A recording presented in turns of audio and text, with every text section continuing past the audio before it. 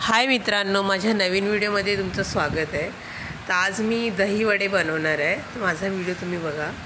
मी उडदाची डाळ भिजत ठेवली होती 2-3 तास। त्यानंतर ती मी बारीक वाटून घेतली आहे आणि आता ह्याच्यामध्ये मी थोडंसं जिरं आणि मीठ टाकून हे फेटून घेणार आहे। आता मी भजी बनवले उडदाचे आणि मी थंड पाणी घेतले, त्यामध्ये मीठ टाकले आणि आता हे भजी मी त्यामध्ये 20 मिनटं असे भिजू देणार आहे। आणि मी दही घेतलं होतं, ते फेटून घेतलं होतं साखर टाकून। स्वतः पाण्यातून मी भजी काढले निथळून। आता ह्याच्यावर मी गोड दही टाकणार आहे, तुम्ही बघू शकता। आणि दही जरा जाडसर करायचं। त्याच्यावर मी चाट मसाला टाकणार आहे आणि जिरा पावडर टाकणार आहे थोडीशी, थोडंसं लाल तिखट टाकणार आहे ह्याच्यावरती मी।